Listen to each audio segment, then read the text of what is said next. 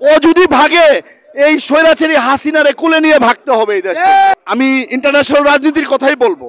এই যে ইন্ডিয়া থেকে যে আজকে যা কিছু করছে, তাকে যদি এই লুৎফুজ্জামান বাবর সাহেবকে যদি সাথে সাথে বের করে দিত, তাহলে ইন্ডিয়ানরা এত সাহস আর পেত না। এরা ভাবছিল যে বাবর সাহেবরে আটকে রেখে এই দেশটাকে একটা অঙ্গরাজ্যে পরিণত করতে চেয়েছিল। এই যে ভারতের মোদি, এই যে মোদিজি বলা হয় যাকে, তারও অপকর্ম এখন প্রকাশ পাচ্ছে।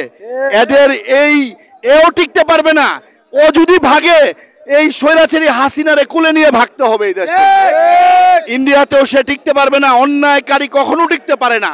যেটার ইতিহাস, পৃথিবীর ইতিহাসে যতগুলা নমরুদ, ফেরাউন সহ যত অন্যায় অত্যাচারী ছিল, কেউ টিকতে পারে নাই। যেমন শেখ হাসিনাও টিকতে পারে নাই, তেমনি মোদিও টিকতে পারবে না। এই যে দেখেন, গত 17 বছর থেকে উনি কোনো না কোনোভাবে নির্যাতিত, এবং এত নির্যাতন এই গত স্বাধীনতার 53 বছর পরে আজ পর্যন্ত কেউ হয়েছে কিনা, এটা আমার একটা প্রশ্ন রাখি জনগণের কাছে বাংলাদেশের। সবচাইতে বড় কথা হলো যে এই ব্যক্তিটাই কেন এর শিকার হলেন, এটা আপনারা কি জানেন? আপনারা জানেন না নিশ্চয়ই, কারণ এটার শিকার হচ্ছে ইন্টারন্যাশনাল একটা পলিটিক্স ছিল।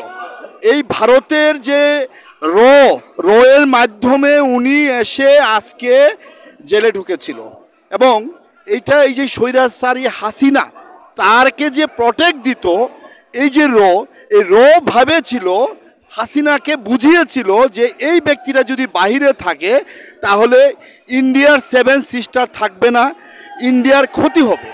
এবং এই ক্ষতিটা থেকে বাঁচার জন্য এই ব্যক্তিটাকে, নিরপরাধ একজন ইনোসেন্ট ব্যক্তি, তার ভিতরে কোনো ধরনের কোনো কিছু নাই। আজকে দেখেন, পুরা আমাদের ভাটি বাংলার নেত্রকোনার প্রত্যেকটা মানুষ আজকে তার জন্য কাজ ছিল, এবং লাখ লাখ লোক এলাকা থেকে সেই 200 মাইল দূরে থেকে চলে এসেছে।